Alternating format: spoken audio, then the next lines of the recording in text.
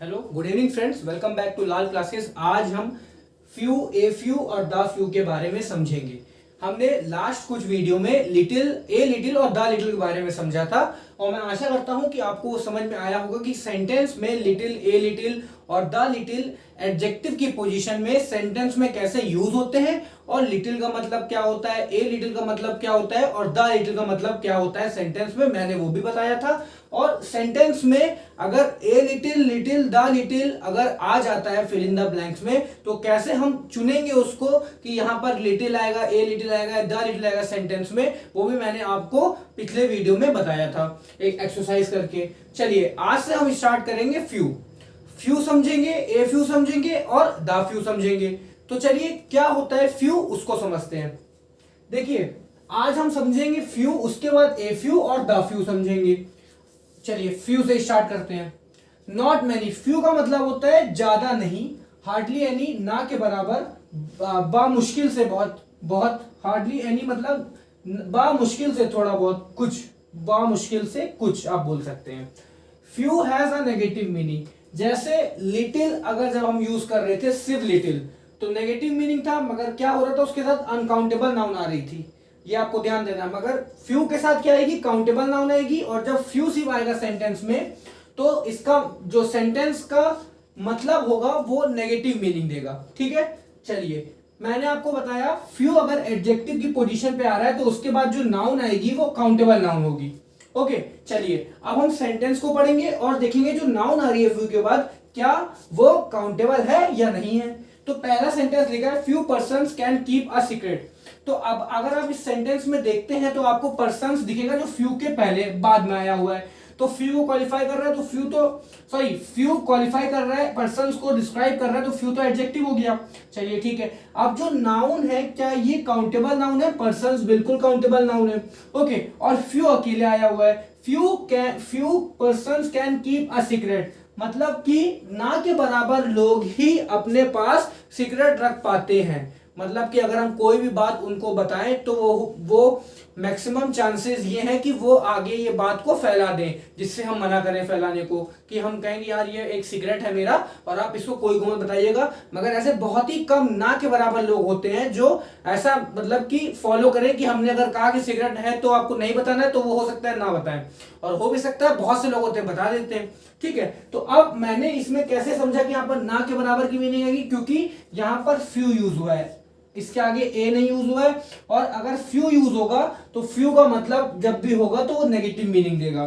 Second देखते हैं, few people are so hopeless as drunkards. ठीक है, अब पीपल हमारा जो काउंटेबल नाउन है उससे पहले फ्यू आया हुआ है। ठीक है, अगर यहाँ अनकाउंटेबल नाउन होता तो फिर ये पोजीशन लिटिल की होती, मगर ये काउंटेबल नाउन है तो यहां पर हम यूज करेंगे फ्यू।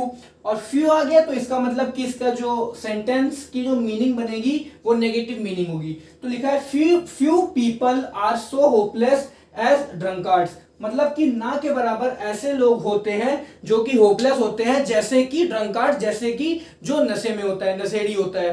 ठीक है, नशेड़ी आदमी होपलेस होता है, ठीक है, उसको कोई होप नहीं होती है। तो ऐसे जो लोग होते हैं वो ना के बराबर होते हैं। मैंने ना के बराबर क्यों कहा, क्योंकि फ्यू यूज हुआ है। अगर ए फ्यू हो जाता तो पॉजिटिव मीनिंग देता, मगर जहां सिर्फ फ्यू यूज हुआ है तो इसका मतलब होता है नेगेटिव मीनिंग। ये आपको ध्यान रखना है कि फ्यू का मतलब है नेगेटिव मीनिंग। सेंटेंस में अगर फ्यू आ रहा है तो वो नेगेटिव मीनिंग देगा। थर्ड देखते हैं, few towns in India have public libraries. अब ध्यान दीजिए, टाउन्स क्या हमारा काउंटेबल है, हाँ काउंटेबल नाउन है। ठीक है, फ्यू उसके आगे आया हुआ है, इन इंडिया। अब लिखा हुआ है कि ना के बराबर ऐसे गांव हैं भारत में जिनमें लाइब्रेरी है, पब्लिक लाइब्रेरी है। ठीक है, अब मैंने यहां पर क्यों कहा ना के बराबर टाउन्स, क्योंकि यहां सिर्फ फ्यू लगा हुआ है। ठीक है, और यहां पर लिटिल की जगह पर फ्यू क्यों आया, अगर हम ये भी ध्यान दें तो फ्यू इसलिए आया क्योंकि इसके बाद काउंटेबल नाउन आई है।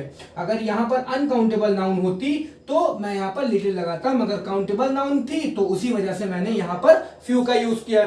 और फ्यू का यूज करते ही इसका मतलब हो गया ना के बराबर ऐसे गांव हैं भारत में जिनके पास लाइब्रेरीज हैं। फोर्थ देखते हैं, few man are free from faults. अब यहां पर मैन लिखा हुआ है, मैन तो काउंटेबल नाउन है, उससे पहले फ्यू है, ना के बराबर आदमी है जो दोषों से मुक्त हैं, मतलब कि कोई भी ऐसा इंसान नहीं है, ना के बराबर ऐसे लोग हैं जिसपे कोई दोष ना हो। ठीक है, चलो फिफ्थ देखते हैं। Few man reach the age of 100 years. अब हम देखते हैं फ्यू के बाद जो ये मैन आया ये काउंटेबल है, बिल्कुल काउंटेबल है, तो यहाँ फ्यू का ही यूज होगा।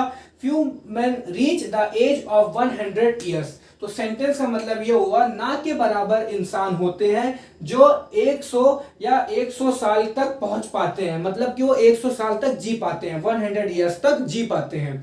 तो मैं आशा करता हूं कि आपको फ्यू समझ में आया होगा कि कैसे सेंटेंस में फ्यू को यूज करते हैं और फ्यू का मतलब क्या हो जाता है जब हम सेंटेंस में यूज करते हैं।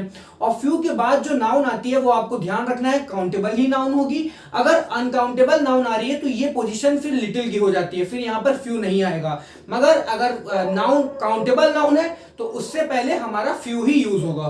ठीक है, और जब फ्यू यूज होगा तो उसका मतलब होगा नॉट मेनी, ज्यादा नहीं। ठीक है, ना के बराबर कोई चीज।